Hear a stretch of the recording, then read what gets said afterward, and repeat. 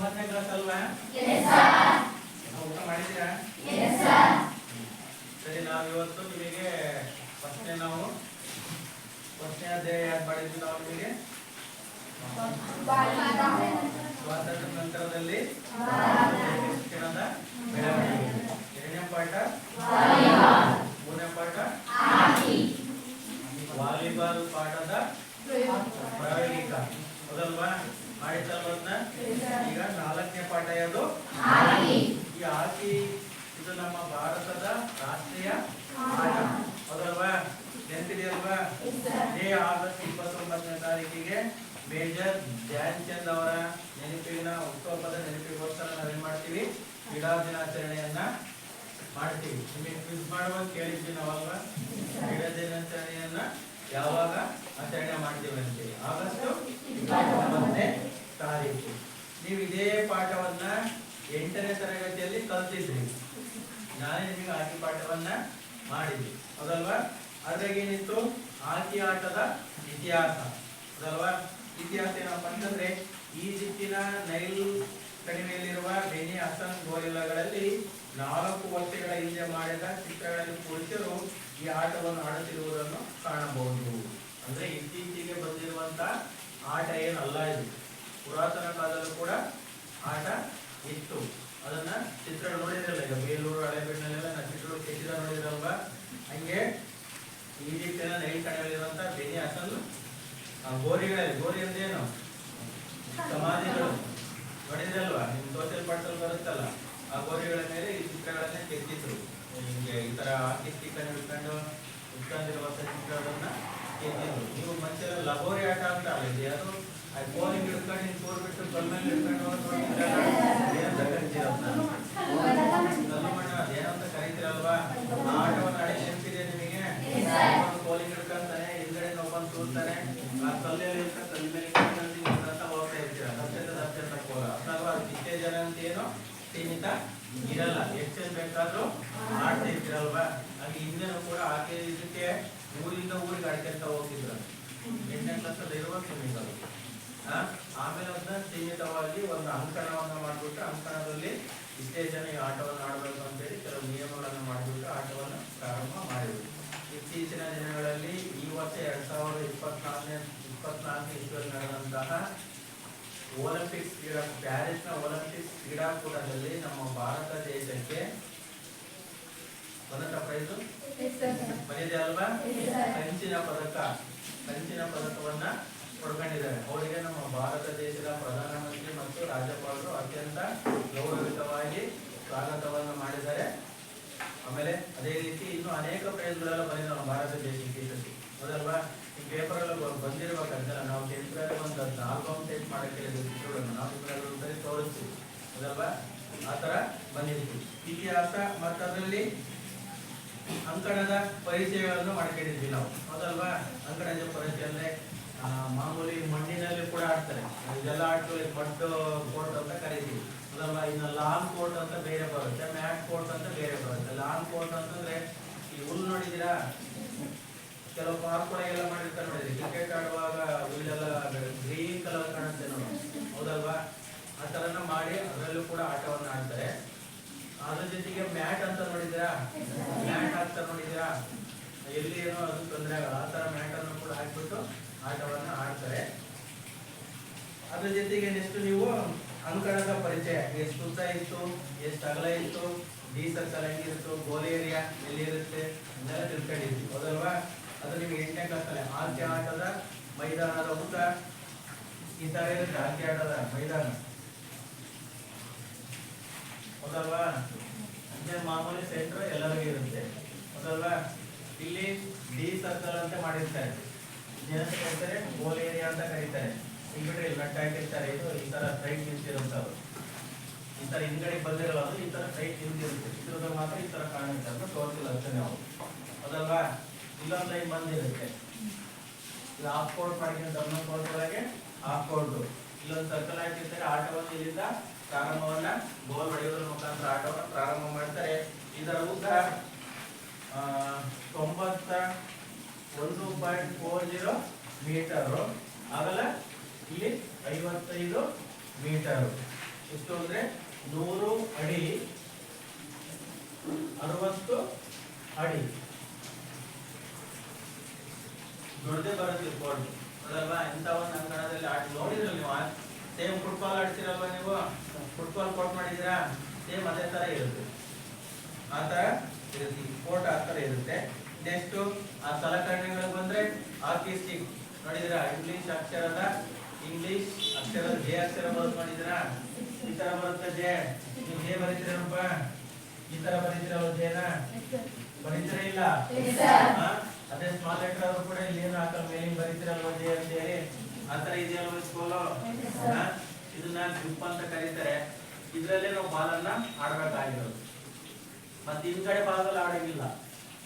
ನೀವು cricket bat ಹೆಂಗ್ ಬೇಕಾದ್ರೂ ತಿರುಗಿ ಹೊಡಿತೀರಾ ಹೌದಲ್ವಾ, ಅದು ಫ್ರಂಟ್ ಯಾವ್ದು ಬ್ಯಾಕ್ ಅಂತ ಏನಾದ್ರು ಗೊತ್ತಿರುತ್ತಾ?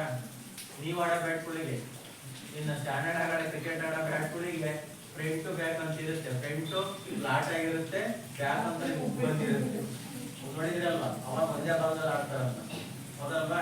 ಹಂಗೆ ಇದ್ರಲ್ಲಿ ಇದನ್ನ ಬ್ಲೇಡ್ ಭಾಗ ಅಂತ ಕರೀತಾರೆ. ಇದನ್ನ ಹಾಕಿ ಸ್ಟಿಕ್ ಅನ್ನ ಹಿಂಗೆ ಹಿಡ್ಕೋಬೇಕು ನೀವು, ಹೊಡೆಯುವಾಗ ಇಷ್ಟೇ ಮಾತ್ರ ಎತ್ಬೇಕು. ನೀವು ಡಿಪ್ ಹೋಗ್ಬಿಟ್ಟು ಹಿಂಗೆ ಎತ್ತಿ ಹೊಡೆಯಂಗಿಲ್ಲ, ದನಿ ಹೊಡಿತಾರಲ್ಲ ಹಿಂಗೆ ಹೊಡೆಯಂಗಿಲ್ಲ, ಇಷ್ಟೇ ಜಸ್ಟ್ ಬುದ್ಧಿ ಲೆವೆಲ್ ಹಿಂಗೆ ಎತ್ಬೇಕು, ಬಾಲನ ಹಿಂಗೆ ಹೊಡೆಯಬೇಕು. ಇದು ಹಾಕಿ ಸ್ಟಿಕ್ ಅಂತೇಳಿ ಕರೀತಾರೆ. ಇದ್ರ ತೂಕ 150ರಿಂದ 160 ಗ್ರಾಮ್ ಮಾತ್ರ ಇರುತ್ತೆ. ಇನ್ನ ಬಾಲ್ ನಮ್ಮಲ್ಲಿ ಇಲ್ಲ, ಇದ್ರೆ ತೋರಿಸ್ತಿದ್ದೆ. ಸೇಮ್ ಕ್ರಿಕೆಟ್ ಬಾಲ್ ಬರುತ್ತಲ್ಲ ಅದೇ ಸೈಜಲ್ಲಿ ಇರುತ್ತೆ, ಆದ್ರೆ ಇದು ಗಟ್ಟಿ ಇರುತ್ತೆ. ಕಾರ್ಕ್ ಬಾಲ್ ಅಂತ ಕರೀತಾರೆ ನೋಡಿದ್ದೀರಾ, ಅದನ್ನ ಲೆದರ್ ಇಂದನೂ ಕೂಡ ಮಾಡಿರ್ತಾರೆ. ಆ ಕಾರ್ಕ್ ಸಿಂಥೆಟಿಕ್ ಇದ್ರಲ್ಲಿ ಮಾಡಿರ್ತಾರೆ, ಸಿಂಥೆಟಿಕ್ ಟ್ರ್ಯಾಕ್ ಮಾಡಿದಿರಾ, ಆ ಪವರ್ ಅಲ್ಲೂ ಕೂಡ ಆ ಬಾಲನ್ನ ಮಾಡಿರ್ತಾರೆ. ಇನ್ನ ಹಾಕಿ ಆಟಕ್ಕೆ ಬಳಸುವಂತ ಉಡುಪುಗಳು ನೋಡಿದಲ್ವಾ, ಇಲ್ಲಿಗೆ ಶಿಂಗಾಡ್ ಅಂತ ಕರೀತಾರೆ, ಇಲ್ಲಿಗೆ ಫೈಬರ್ ಅಂತ ಇದ್ದು ಹಾಕೊಂಡಿರ್ತಾರೆ. ಯಾಕೆ ಹೇಳ್ರಿ, ಬಾಲು ಹೊಡೆತ ಬೀಳಬಾರ್ದು ಅಂತೇಳಿ ಆಟಗಾರರು ಹಾಕೊಂಡಿರ್ತಾರೆ ಅದನ್ನ. ಇನ್ನ ಇವ್ರು ಬಂದ್ರೆ ಗೋಲ್ ಕೀಪರ್ಗಳು ಬಂದ್ರೆ ಫುಲ್ ಬಾಡಿಗೆ ಫುಲ್ ಕವರ್ ಆಗುತ್ತೆ, ಯಾಕಂದ್ರೆ ಯಾವ ಭಾಗಕ್ಕೆ ಎಲ್ಲಿ ಬಾಲ್ ಬೀಳುತ್ತೆ ಅಂತ ಗೊತ್ತಿರಲ್ಲ. ಬಾಲು ಅದು ಗಟ್ಟಿ ಬಾಲ್ ಇರೋದ್ರಿಂದ ಹೊಡೆದಿದ್ರೆ ಏನ್ ಬೇಕಾದ್ರೂ ಕೂಡ ಹಾಕ್ಬಹುದು. ಅಂತಹ ಒಂದು ಇದಕ್ಕೆ ಅವ್ರು ಏನ್ ಮಾಡ್ತಾರೆ, ಫುಲ್ ಕವರ್ ಆಗ್ತಾರೆ, ಅದೇನೇ ಹೊಡೆದಿದ್ರು ಕೂಡ ಹೆಲ್ಮೆಟ್ ಇರುತ್ತೆ ಫುಲ್. ನೀವು ಇದ್ರಲ್ಲಿ ನೋಡಿದ್ರಲ್ಲ, ವಾಟರ್ ಬೋಟ್ ಗಳಿಗೆಲ್ಲ ನಿಮ್ಗೆ ಆಗ್ತಿರ್ತಾನೆ, ದೊಡ್ಡ ದೊಡ್ಡ ಸಮುದ್ರದಲ್ಲೆಲ್ಲ ನೀವು ಬೋಟ್ ಹೋದಾಗ ನಿಮ್ ಶರೀರ ಫುಲ್ ಕವರ್ ಮಾಡ್ತಾರೆ. ಯಾಕೆ ಹೇಳೋ, ಏನಾರ ಸ್ಲಿಪ್ ಆಗಿದ್ರು ಕೂಡ ತೇಲುವಂತ ಅಂಶ ಇರುತ್ತೆ. ಬಲೂನ್ ಟೈಪ್ ಕೆಂಪು ನೋಡಿದ್ರಲ್ಲ, ಆ ತರದನ್ನ ಹಾಕ್ತಾರೆ. ಅದ್ರ ಜೊತೆಗೆ ಸಾಮಾನ್ಯ ನಿಯಮಗಳು, ಪ್ರತಿ ತಂಡದಲ್ಲಿ 5 ಬದಲಿ ಆಟಗಾರರು ಮತ್ತೆ ಗೋಲ್ ಕೀಪರ್ ಇರಬೇಕು. 6 ಜನ ಆಟಗಾರರು ಅಂತೇಳಿ ಇರಬೇಕು. 11 ಜನ ಆಟಗಾರರು, 5 ಜನ ಎಕ್ಸ್ಟ್ರಾ, ಟೋಟಲ್ ಆಗಿ 16 ಮೆಂಬರ್ಸ್ ಈ ವಾರ್ಡ್ನಲ್ಲಿ ಇರ್ತಾರೆ. ಇಷ್ಟನ್ನು ನೀವು 8ನೇ ತರಗತಿಯಲ್ಲಿದ್ದಾಗ ತಿಳ್ಕೊಂಡಿದ್ರಿ. ಈಗ ಅದೇ 9ನೇ ತರಗತಿ ಹೋದಾಗ ಅದರ ಮುಂದುವರೆದ ಭಾಗ ಇರುತ್ತೆ. ಏನಿರುತ್ತೆ, ಹಾಕಿ ಕ್ರೀಡೆಯ ತಂತ್ರಗಳು. ಒಂದೇ ಪಾಯಿಂಟ್ ಏನು, ಹಾಕಿ ಕ್ರೀಡೆಯ ತಂತ್ರಗಳು.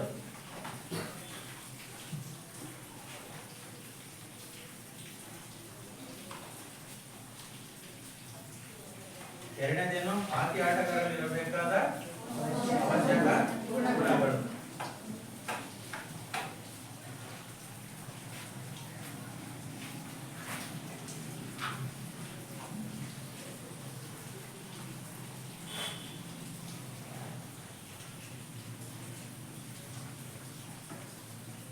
ಮೂರನೇದೇನು,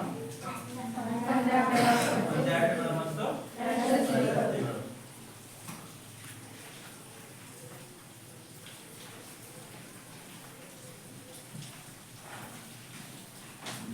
ಈ ಅಧ್ಯಾಯದಲ್ಲಿ ಕೆಳಗಿನ ಅಂಶಗಳನ್ನು ನಾವು ತಿಳಿಯುತ್ತೇವೆ.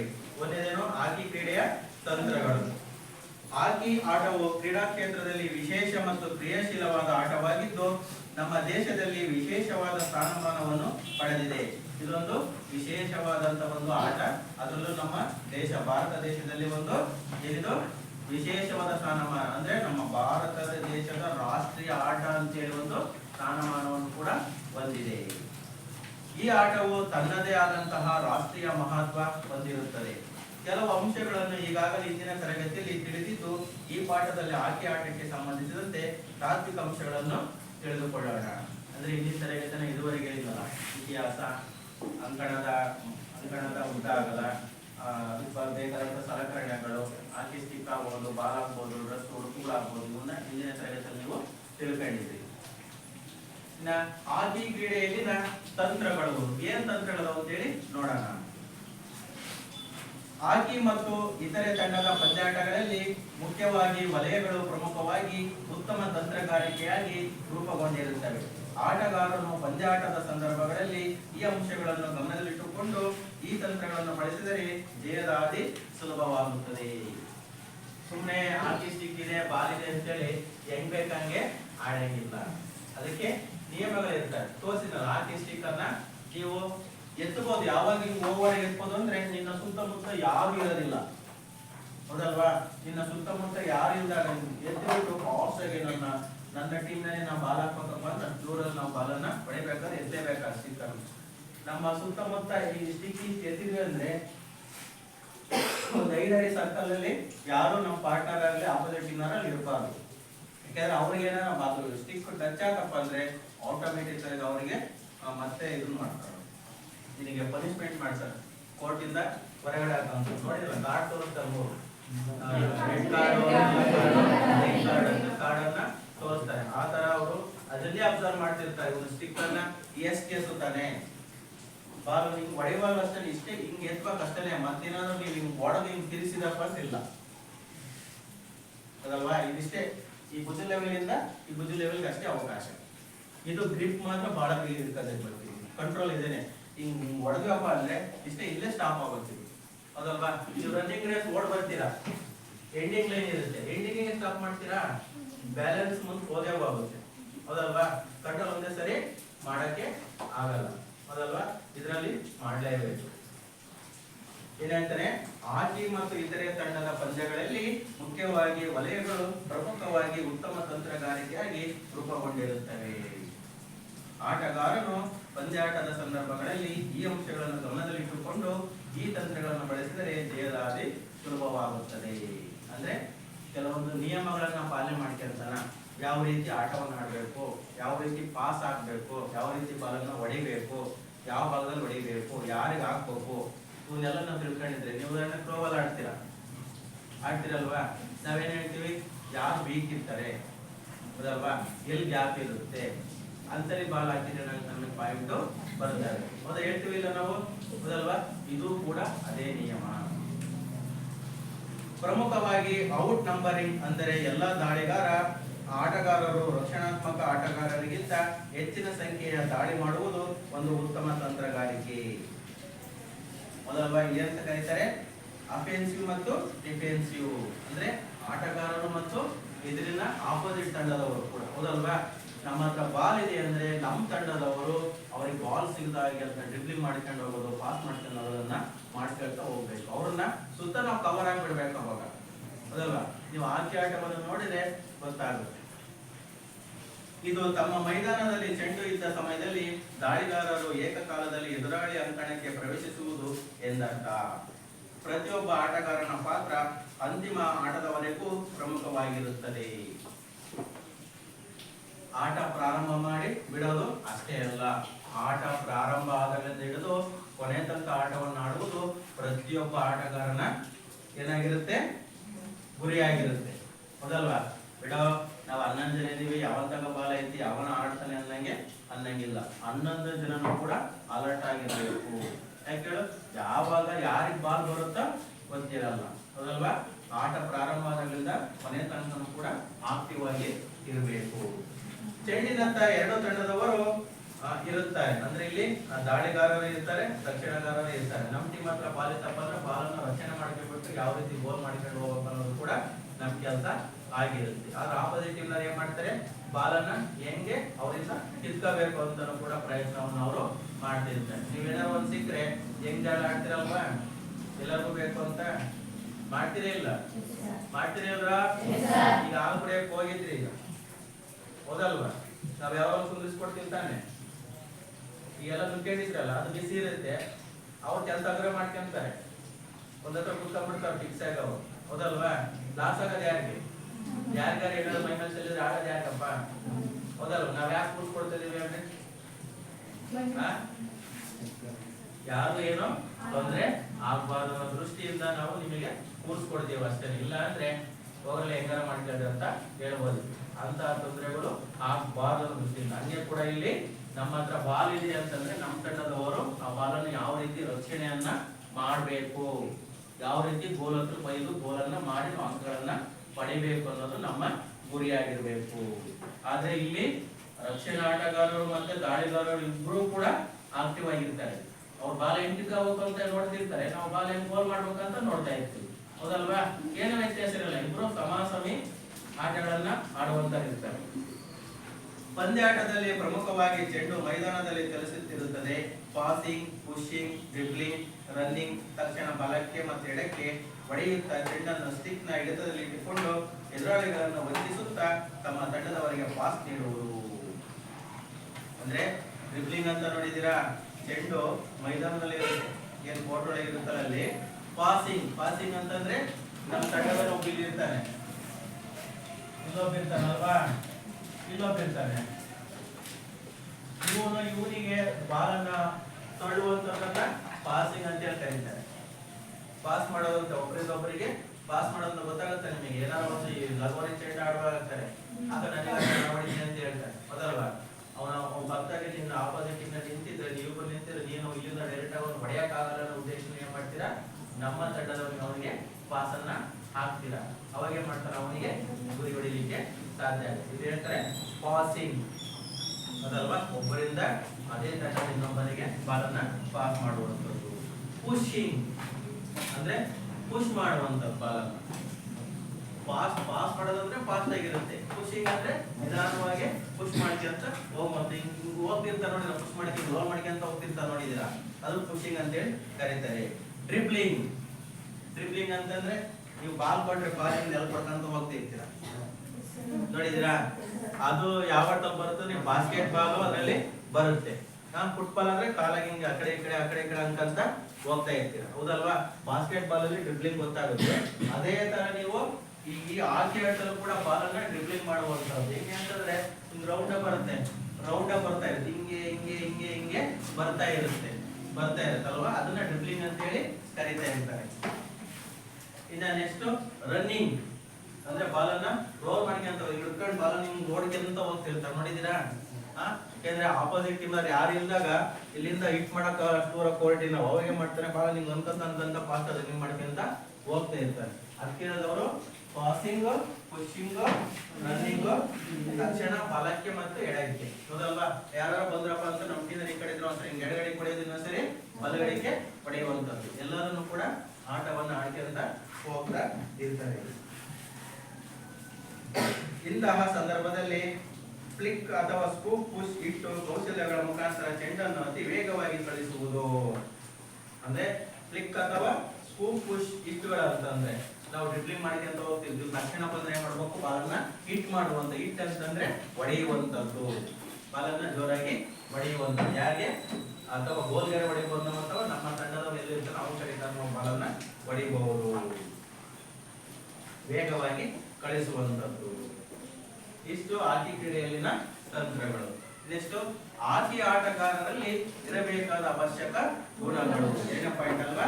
ಹಾಕಿ ಆಟಗಾರರಲ್ಲಿ ಇರಬೇಕಾದ ಅವಶ್ಯಕ ಗುಣಗಳು. ಏನೇನು ಅವಶ್ಯಕ ಇರಬೇಕು ಒಬ್ಬ ಆಟಗಾರರ ಇರಬೇಕು ಅಂತ ಹೇಳಿದ್ರೆ ಎಷ್ಟು ಗುಣಗಳು ಇರಬೇಕು ಅಂತ ಹೇಳಿ ಹೇಳ್ಬೇಕಾಗುತ್ತೆ.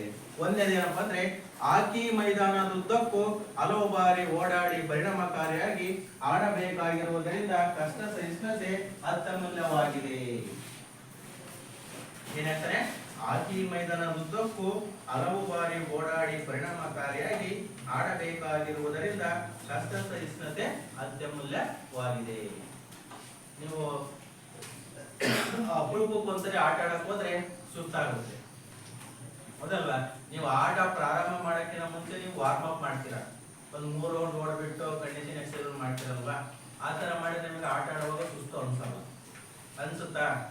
ಅನ್ಸುತ್ತೇನಾ?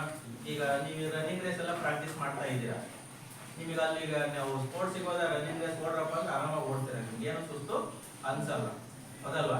ಸೋಲು ಗೆಲುವು ನೆಕ್ಸ್ಟ್ ಸುಸ್ತು ಅಂತ ಹೋಗುತ್ತಲ್ವಾ, ಒಂದೇ ಸರಿ ಆಯಾಸ ಆಗೋದು ತಪ್ಪುತ್ತೆ. ಏನು ಪ್ರಾಕ್ಟೀಸ್ ಮಾಡ್ದೇನೆ ಸಡನ್ ಆಗಿ ಹೋಗ್ಬಿಟ್ಟು ನೀವು ರನ್ನಿಂಗ್ ರೇಸ್ ಓಡ್ತೀನಿ ಅಂತಂದ್ರೆ ಸುಸ್ತಾಗುತ್ತೆ, ಅಲ್ಲೇ ಎತ್ತರ ತಪ್ಪಿ ಬೀಳ್ತಾನೆ, ಇಲ್ಲ ಕೈ ಕಾಲಿಗೆ ಏನೋ ಒಂದು ಏಟನ್ನ ಮಾಡ್ಕೊಳ್ತಾನೆ, ಏನೋ ಒಂದು ಅನಾಹುತ ಆಗ್ಬಿಡು. ಅದಕ್ಕೆ ನಾವು ನಿಮಗೆ ಏನ್ ನೀವು ಆಟ ಪ್ರಾರಂಭ ಮಾಡೋಕ್ಕಿಂತ ಮುಂಚೆ ಏನ್ ಮಾಡ್ತೀವಿ, ಒಂದು 3 ರೌಂಡ್ ಓಡ್ರಿ, ಕಂಡೀಷನ್ ಎಕ್ಸರ್ಸೈಸ್ ಮಾಡ್ರಿ, ಬಾಡಿಯನ್ನ ಕಡಿಯಲ್ಲ ಬಳಸ್ಕೊಳ್ರಿ. ಹಂಗೆ ಹಾಕಿ ಮೈದಾನದುದ್ದಕ್ಕೂ ಎಷ್ಟು ಸರಿ ಬರುತ್ತಾ ಹೋಗುತ್ತಾ ಗೊತ್ತಾಗಲ್ಲ ಆಟ. ಬಾಲ್ ಈ ಕಡೆಗೆ ಬರ್ಬೋದು, ಆ ಕಡೆಗೆ ಹೋಗ್ಬೋದು, ಪುನಃ ಗೋಲ್ ಹತ್ರಕ್ಕೆ ಹೋಗಿ ಇನ್ನೇನು ಗೋಲ್ ಹೊಡಿಬೇಕಂದಾಗ ಆಪೋಸಿಟ್ ಟೀಮ್ ಏನ್ ಮಾಡ್ತಾರೆ, ವಾಪಸ್ ಬಾಲ್ ಹೊಡಿತಾರೆ, ಹೌದಲ್ವಾ? ವಾಪಸ್ ಬಾಲ್ ಹೊಡೆದಾಗ ಏನಾಗುತ್ತೆ, ನಾವು ಮತ್ತೆ ತಲೆ ಇಟ್ಕೋಬೇಕಾಗುತ್ತಾ, ಸುಸ್ತಾಗಿ ಹೊರಟಣ ಹೋದ್ರ ಅನ್ನಕ್ಕಾಗುತ್ತಾ? ಆಗುತ್ತ ಹಂಗೆ ಇಲ್ಲ. ಅಲ್ಲಿ ಏನ್ ಮಾಡ್ತಾನೆ, ಮತ್ತೆ ಪುನಃ ಬಾಲ್ ಇಟ್ಕೊಂಡು ವಾಪಸ್ ಓಡ ಬರಬೇಕಾಗುತ್ತೆ. ಅವನಿಗೆ ಕಷ್ಟ ಸಹಿಷ್ಣುತೆ, ಅದನ್ನ ಸಹಿಸಿಕೊಳ್ಳುವಂತ ಒಂದು ಶಕ್ತಿ ಇರಬೇಕು, ಓಡಾಡುವಂತ ಒಂದು ಸಾಮರ್ಥ್ಯ ಇರಬೇಕು, ಚುರುಕಾಗಿ ಇರಬೇಕು. ಎರಡನೇದು, ಎದುರಾಳಿಗಳ ಚಲನವಲನಗಳಿಗೆ ಅನುಗುಣವಾಗಿ ಚೆಂಡಿನ ಜೊತೆಗೆ ದಿಕ್ಕನ್ನು ಬದಲಾಯಿಸುವ ಅವಶ್ಯಕತೆ ಇರುವುದರಿಂದ ಚಪಲತೆ ಅವಶ್ಯಕವಾಗಿದೆ. ಆಪೋಸಿಟ್ ಟೀಮ್ನವರು ಅಲ್ಲಿರ್ತಾರೆ, ಇವ್ ಬಾಲ್ ಹಿಡ್ಕೊಂಡು ಇಲ್ಲಿರ್ತಾನೆ, ಹೌದಲ್ವಾ? ಅದ್ರ ಪಕ್ಕದಾಗೆ ನಮ್ಮನೊಬ್ಬ ನಿಂತಿರ್ತಾನೆ, ಈ ಕಡೆ ಒಬ್ಬ ನಿಂತಿರ್ತಾನೆ, ಈ ಕಡೆ ಒಬ್ಬ ನಿಂತಿರ್ತಾನೆ. ಅವನಿಬ್ಬರು ಯಾರಿಗೆ ಬರೋದ್ ಬಾಲ್ ಅಂತ ನೋಡ್ತಾ ಇರ್ತಾನೆ, ಹೌದಲ್ವಾ? ಇವನೇ ಮಾಡ್ಬೇಕು, ತಲೆ ಉಪಯೋಗಿಸಿ ಅವ್ರಿಬ್ಬರನ್ನ ಬಿಟ್ಟು ಇನ್ನೊಬ್ಬ ನಿಂತಾನಮ್ಮ, ಇವ್ರಿಬ್ಬರು ನೋಡ್ತಾ ಇರ್ಬೇಕು, ಅವನ ಕಡೆ ಬಾಲನ್ನ ತಡಬೇಕು ಅಂತ ಒಂದು ಚಾಣಾಕ್ಷತನ ಇರಬೇಕು, ಚಪಲತೆ ಅಂತ ಕರೀತಾರ. ಉದಾಹರಣೆ, ನೀವು ವಾಲಿಬಾಲ್ ಆಡುವಾಗ ಪಾಸ್ ಎತ್ಕೊಟ್ಟಂಗ ಒಬ್ಬನು ಪಾಸ್ ಎತ್ಕೊಂಡು ಬಂದಿರ್ತಾನಲ್ವಾ, ಆ ಕಡೆ ಈ ಕಡೆ ಹೊಡೆಯುವಂತರು ಇರ್ತಾರೆ, ವಿಟರ್ ಅಂತ ಕರಿತಿರಲ್ಲಪ್ಪ ನೀವು, ಬ್ಲಾಕ್ ಮಾಡ್ಬೋದು ವಿಟರ್ ಅಂತ ಕರಿತಿರಲ್ಲ, ಹೊಡಿಲಿಕ್ಕೆ ಅಂತ ಎಗರ್ತಾನೆ, ಅವ್ರು ಅಟ್ಯಾಕ್ ಮಾಡಕ್ ಬಂದೇ ಮಾಡ್ತಾರೆ, ಜಸ್ಟ್ ಹಿಂಗ್ ಬಾಲನ್ನ ಪುಷ್ ಮಾಡ್ತಾನೆ, ಹೌದಲ್ವಾ? ಅದಿಬ್ರು ತಪ್ಪಿಬಿಟ್ಟು ಕರೆಕ್ಟ್ ಪಾಯಿಂಟ್ ಸಿಗುತ್ತೆ. ಇದರಲ್ಲೂ ಕೂಡ ಆ ಟೆಕ್ನಿಕ್ ಅನ್ನ ಬಳಸಬೇಕಾಗುತ್ತೆ. ಅದನ್ನ ಏನಂತ ಕರೀತಾರೆ, ಚಪಲತೆ ಅಂತ ಹೇಳಿ ಕರೀತಾರೆ. ಚೆಂಡನ್ನು ನಿಯಂತ್ರಣದಲ್ಲಿ ಇಟ್ಟುಕೊಳ್ಳಲು ಹೆಚ್ಚಿನ ಸಾಮರ್ಥ್ಯದ ಕಣ್ಣು, ಕೈ ಹಾಗೂ ಕಾಲುಗಳ ಸಂಯೋಜನೆ ಅವಶ್ಯಕ. ಪ್ರತಿ ಸಾರಿ ಕೂಡ ನಮ್ಮ ಕೈ ಮತ್ತೆ ನಮ್ಮ ಕಣ್ಣು, ಕಾಲುಗಳು ಕೂಡ ಬಾಲ್ ಕಡೆನೆ ಚುರುಕಾಗಿರ್ಬೇಕು, ಎಲ್ಲೋ ನೋಡುವಂಗೆ ಇರಂಗಿಲ್ಲ. ಬಾಲ್ ಬಂದ್ರೆ ಆಟ ಆಡ್ಲಿಕ್ಕೆ ರೆಡಿ ಇರಬೇಕು, ಆಪೋಸಿಟ್ ಟೀಮ್ ಯಾವ ತರ ಕಿತ್ಕೋಬೇಕು ಅಂತ ಕೂಡ ನೋಡ್ಲಿಕ್ಕೆ ಅವನು ರೆಡಿ ಇರಬೇಕು. ಇನ್ನು 4ನೇ ಪಾಯಿಂಟ್, ಚೆಂಡನ್ನು ಸಮರ್ಪಕವಾಗಿ ಪಾಸ್ ನೀಡಲು ಹಾಗೂ ಗೋಲನ್ನು ಗಳಿಸಲು ನಿಖರತೆ ಅವಶ್ಯಕ. ಅಂದ್ರೆ ಚೆಂಡನ್ನು ಸಮರ್ಪಕವಾಗಿ ನಾನಲ್ಲಿ ನನ್ನ ಟೀಮಲ್ಲಿ ನಿಂತಿದ್ದಾನಪ್ಪ ಅಂತಂದ್ರೆ ಅವನಿಗೆ ನಾನು ಬಾಲನ್ನ ಅವನಿಗೇ ಕಳಿಸ್ತೇನೆ ಅಂತ ಗುರಿ ಇರ್ಬೇಕು. ನೀವು ಹೊಡಿತೀರ, ಹಿಂದ್ಗಡೆ ಕುತ್ಕೊಂಡಾಗ ಎಲ್ಲರೂ ಕುತ್ಕೊಂಡ ಕಲ್ಲ ಹೊಡಿತಾ ಇರ್ತೀರ, ಹೌದಲ್ವಾ? ಅವನಿಗೇ ಹೊಡಿಬೇಕಂತ ಗುರಿ ಇಟ್ಟು ಹೊಡಿತೀರ, ಹೌದಲ್ವಾ? ಏನಾದ್ರು ಮಿಸ್ ಆಗಿ ಪಕ್ಕದಲ್ಲಿ ಬಿದ್ರೆ ಮಾಡ್ತಾನೆ, ಅವಮಾನ ಹಿಡ್ಕೊಂಡು ಗಾಬರಿತಾನೆ, ಹೌದಲ್ವಾ? ಮಾಡ್ತಾನೆ ಇಲ್ಲ. ಹಂಗೆ ಬಾಲನ್ನು ನಾವು ಇಂತನಿಗೇ ಆಗ್ತೀನಿ ಅಂತೇಳಿ ಅಷ್ಟು ಒಂದು ನಿಖರತೆ, ಕಾನ್ಫಿಡೆಂಟ್ ಅಂತ ಕರೀತಾರಂತ. ನಾನು ಹಾಕುವ ಬಾಲ್ ಅವನಿಗೆ ಓದೇ ಹೋಗುತ್ತೆ, ಅದನ್ನ ಗುರಿ ಅಂತೇಳಿ ಕರೀತಾರೆ. ನೀವು 9ನೇ ಕ್ಲಾಸ್ನಾಗ ಇದ್ದೀರಿ ಅಂದ್ರೆ ನಾನು ಹೈಯೆಸ್ಟ್ ಮಾರ್ಕ್ಸ್ ತಗೊಳ್ಳೇಬೇಕನ್ನೋ ನಿಮ್ ಗುರಿ ಇದ್ರೆ ಪ್ರತಿ ದಿವಸ ಓದಿದ್ರೆ ಹೈಯೆಸ್ಟ್ ಮಾರ್ಕ್ಸ್ ಬಂದೇ ಬರ್ತಾರೆ, ಹೌದಲ್ವಾ? ಅದನ್ನೇ ಅಂತ ಕರೀತಾರೆ ನಿಖರತೆ ಅಂತೇಳಿ ಕರೀತಾರೆ. ಆಟಗಾರನು ಸಹ ಆಟಗಾರರಿಂದ ಚೆಂಡನ್ನು ಪಡೆಯಲು ಮತ್ತು ಎದುರಾಳಿಗಳಿಂದ ವಂಚಿಸಿ ಕ್ಷಣಾರ್ಧದಲ್ಲಿ ಚೆಂಡನ್ನು ಪಾಸ್ ನೀಡಲು ಅಥವಾ ಎದುರಾಳಿಗಳಿಂದ ಚೆಂಡನ್ನು ಕಸಿಯಲು ವೇಗದ ಅವಶ್ಯಕತೆ ಇರುತ್ತದೆ.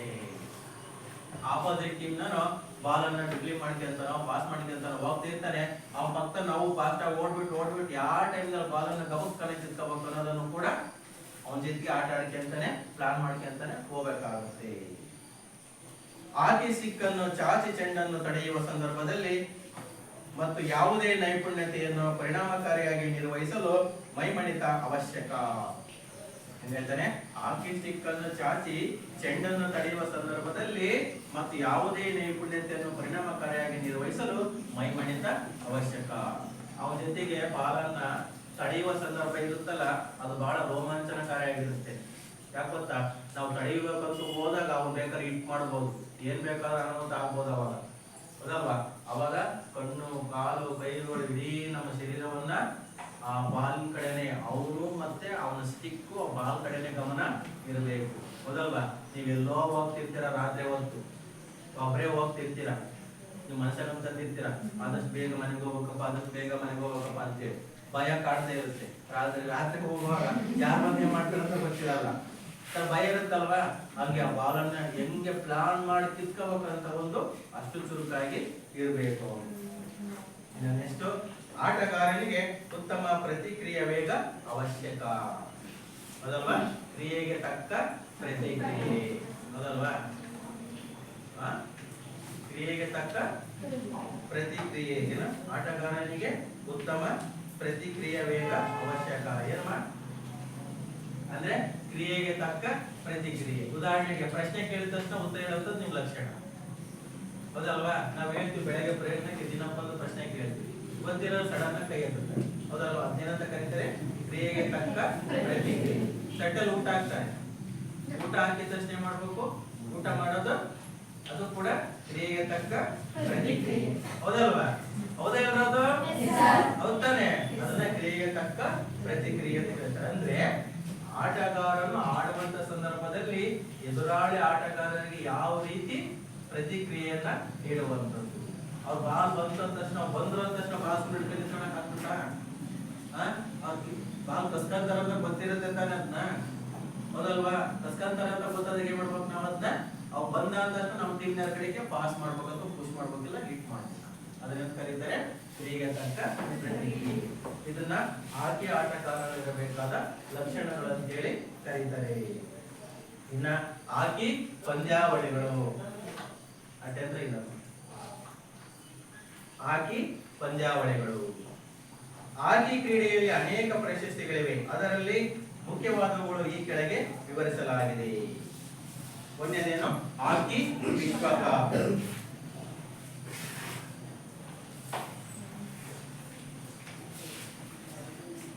ನೀವೇನ್ ವರ್ಲ್ಡ್ ಕಪ್ ಅಂತ ಮೊನ್ನೆ ಕ್ರಿಕೆಟ್ ಆಟ ನೋಡಿದ್ರಲ್ವಾ?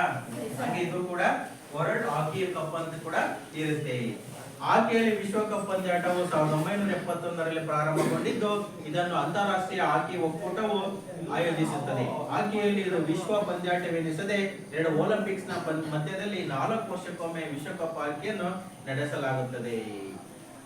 ಅಂದ್ರೆ 2 ವರ್ಷಗಳಿಗೊಮ್ಮೆ ಏನು ಒಲಿಂಪಿಕ್ ಕ್ರೀಡಾಕೂಟ ನಡೀತೋ ಅವೆರಡರ ಮಧ್ಯದಲ್ಲಿ ಈ ಆಟವನ್ನ ನಡೆಸಲಾಗುತ್ತದೆ. ಇಲ್ಲಿ FIH ಅಂತಂದ್ರೆ ಫೆಡರೇಷನ್ ಆಫ್ ಇಂಟರ್ನ್ಯಾಷನಲ್ ಹಾಕಿ ಅಂತೇಳಿ. ಫೆಡರೇಷನ್ ಆಫ್ ಇಂಟರ್ನ್ಯಾಷನಲ್ ಹಾಕಿ ಅಂದ್ರೆ ವರ್ಲ್ಡ್ ಕಪ್ ಅಂತ ಹೇಳಿ ಹೌದಲ್ವಾ? ವಿಶ್ವ ಕಪ್ ಅಂತ ಕರೀತಿರಲ್ಲ, ಅದಕ್ಕೆ ಏನಂತ ಹೇಳಿದ್ರೆ ಫೆಡರೇಷನ್ ಆಫ್ ಇಂಟರ್ನ್ಯಾಷನಲ್ ಹಾಕಿ ಆಯೋಜಿಸುತ್ತದೆ. ಇದೊಂದು ಸಂಘ ಸಂಸ್ಥೆ. ಇದ್ರ ಮುಖಾಂತರನೇ ನಾವು ಹೋಗ್ಬೇಕು. ಇದನ್ನ ಬಿಟ್ಟು ನಾವು ಬೇರೆ ರೀತಿ ಭಾಗವಹಿಸಂಗಿಲ್ಲ. ನೀವೊಂದು ಸಂಘ ಮಾಡ್ಕೊಂಡಿದ್ದೀರಾ ಅಂದ್ರೆ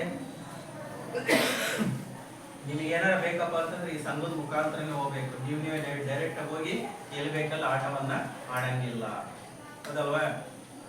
ನೀವು 9ನೇ ಕ್ಲಾಸ್ ಓದ್ತಿದ್ದೀರಾ ಅಂತಂದ್ರೆ ನಿಮ್ಮ ಕ್ಲಾಸ್ ಟೀಚರ್ ಅಥವಾ ಬೇರೆ ಟೀಚರ್ಸ್ಗಳು ನಾವು ಮೇಲ್ಗಡೆ ಕ್ಲಾಸ್ ತಗೊಂತೀವಿ ಅಂತ ನೀವು ಮೇಲ್ಗಡೆ ಹೋಗ್ತಾನೆ ಹೌದೇ ಇಲ್ಲ? ಮೇಸಲ್ಲಿ ಹೋಗಿ ನೀವು ಇಳ್ಕೊಂಡ್ರೆ ಪಾಠ ಆಗುತ್ತಾ? ನಾವೇ ಆಗ್ಲಿ ಪ್ರಾಕ್ಟಿಕಲ್ ಇದೆ ಹೊರಗಡೆ ಒಂದು ಲೈನ್ ಮಾಡ್ರಿ ಅಂತ ಹೇಳ್ತೀವಲ್ವಾ? ನಾವ್ ಹೇಳಿದ್ಮೇಲೆ ತಾನೇ ನೀವು ಹೋಗೋದಲ್ಲಿ ನಿಮ್ಮ ಪಾಡಿ ನೀವು ಹೋಗಿರ್ತೀರಾ? ಇಲ್ಲ ತಾನೆ? ಹಂಗೆ ಈ ಒಂದು FIH ಅಂದ್ರೆ ಫೆಡರೇಷನ್ ಆಫ್ ಇಂಟರ್ನ್ಯಾಷನಲ್ ಹಾಕಿ ಅಂತ ಒಂದು ಸಂಸ್ಥೆ ಇರುತ್ತೆ. ಈ ಸಂಸ್ಥೆಯ ಅಂಡರ್ಟೇಕಿಂಗ್ ಇವರ ಏನು ಆದೇಶ ಮಾಡ್ತಾರೋ ಅದನ್ನ ಹಾಕಿ ಏನ್ ತಂಡ ಇರುತ್ತೋ ಅವ್ರು ಮಾತ್ರ ಅವರ ಅಧೀನದಲ್ಲಿ ಇರುವಂತದ್ದು. ಅವ್ರು ಹೇಳಿದ್ರಿಂದ ನೀವು ನಡ್ಕೊಳ್ಬೇಕಾಗುತ್ತೆ. ಈ ಆಟವನ್ನ 2 ಒಲಿಂಪಿಕ್ಸ್ ನ ಮಧ್ಯದಲ್ಲಿ 4 ವರ್ಷಕ್ಕೊಮ್ಮೆ ನಡೆಸುವಂತದ್ದು. ಈಗ 2024ರಲ್ಲಿ ಒಲಿಂಪಿಕ್ ನಡೀತಲ್ವಾ? ನೆಕ್ಸ್ಟ್ 2028 ಅಲ್ವಾ? ನೆಕ್ಸ್ಟ್ ನಡೆಯುವಂತದ್ದು. ನೆಕ್ಸ್ಟ್ ಇದಾದ್ಮೇಲೆ 32 ಅದಲ್ವಾ? ಇಲ್ಲಿ ಮಧ್ಯ ನೋಡ್ಕೊಂಡ್ಬಿಟ್ಟು ಇವೆರಡರಲ್ಲಿ 4 ವರ್ಷ ಮಾಡ್ತಾರೆ ಅವರು. 24 ಮಾಡಲ್ಲ, 25, 26, 27, 28 ಮಾಡಲ್ಲ, 29, 30 ಮಾಡ್ತಾರೆ. 30 ಇಸ್ವಿಯಲ್ಲಿ ಮಾಡುವಂಥದ್ದು. ಆತರ 2 ಒಲಿಂಪಿಕ್ಸ್ ಗಳ ಮಧ್ಯದಲ್ಲಿ 4 ವರ್ಷಕ್ಕೊಮ್ಮೆ ಮಾಡುವಂತ ಪಂದ್ಯಾಟವಾಗಿರುತ್ತೆ.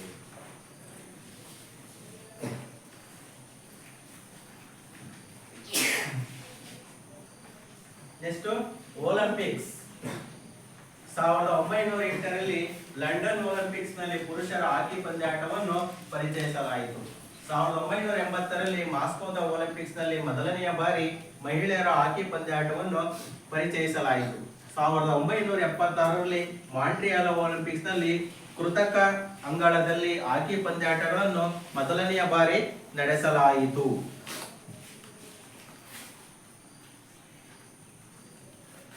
ಅಂದ್ರೆ ಹಾಕಿ ಆಟವನ್ನ ಮೊಟ್ಟ ಮೊದಲ ಬಾರಿಗೆ 1908ರಲ್ಲಿ ಲಂಡನ್ ಒಲಿಂಪಿಕ್ಸ್ ನಲ್ಲಿ ಪುರುಷರ ಹಾಕಿ ಪಂದ್ಯಾಟವನ್ನ ಒಲಿಂಪಿಕ್ ಕ್ರೀಡೆಗೆ ಮಾಡಿದ್ರು, ಪರಿಚಯನ ಮಾಡಿದ್ರು. ಅದೇ ತರ 1980ರಲ್ಲಿ ಮಾಸ್ಕೋದ ಒಲಿಂಪಿಕ್ಸ್ ನಲ್ಲಿ ಮೊದಲ ಬಾರಿಗೆ ಮಹಿಳೆಯರಿಗೆ ನೋಡ್ರಿ, ಪುರುಷರಿಗೆ 1908ನೇ ಇಸ್ವಿಯಲ್ಲಿ ಒಲಿಂಪಿಕ್ ಕ್ರೀಡೆಗೆ ಸೇರಿಸಿದ್ರು.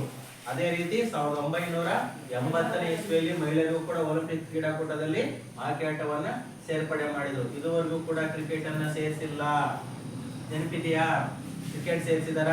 ಎಲ್ಲಾ ಗೇಮ್ಗಳನ್ನ ಸೇರಿಸಿದ್ದಾರೆ, ಆದ್ರೆ ಕ್ರಿಕೆಟ್ ಅನ್ನ ಸೇರಿಸಿಲ್ಲ. ಹಾಕಿಗೆ ಅಂತಾರಾಷ್ಟ್ರೀಯ ಸಂಘಟನೆ ಇಲ್ಲದ ಕಾರಣ 1924ರಲ್ಲಿ ಪ್ಯಾರಿಸ್ ಒಲಿಂಪಿಕ್ ನಿಂದ ಹಾಕಿಯನ್ನು ಬಿಡಲಾಯಿತು. ಅದೇ ವರ್ಷ ಪ್ಯಾರಿಸ್ ನಲ್ಲಿ ಅಂತಾರಾಷ್ಟ್ರೀಯ ಹಾಕಿ ಒಕ್ಕೂಟ ಫೆಡರೇಷನ್ ಇಂಟರ್ನ್ಯಾಷನಲ್ FIH ಸ್ಥಾಪನೆ ಆಯಿತು. ಆನ್ಲೈನ್ನಲ್ಲಿ FIH ಫೆಡರೇಷನ್ ಇಂಟರ್ನ್ಯಾಷನಲ್ ಹಾಕಿ ಅದು 1928ನೇ ಇಸ್ವಿಯಲ್ಲಿ ಪ್ರಾರಂಭ ಆಯಿತು. ಆಮ್ಸ್ಟರ್ಡಾಮ್ ಒಲಿಂಪಿಕ್ಸ್ ನಂತರ ಪುರುಷರ ಹಾಕಿ ಪಂದ್ಯಾಟವನ್ನು ಒಲಿಂಪಿಕ್ಸ್ ನಲ್ಲಿ ಶಾಶ್ವತವಾಗಿ ಉಳಿಯಿತು. ಅಂದ್ರೆ 1928ನೇ ಇಸ್ವಿಯಿಂದ ಈ ಹಾಕಿ ಆಟ ಇಲ್ಲಿ ತನಕ 1924ನೇ ಇಸ್ವಿ ತನಕನೂ ಕೂಡ ಶಾಶ್ವತ, 2024ನೇ ಇಸ್ವಿ ತನಕ ಕೂಡ ಶಾಶ್ವತವಾಗಿ ಅದು ಉಳಿದಿದೆ.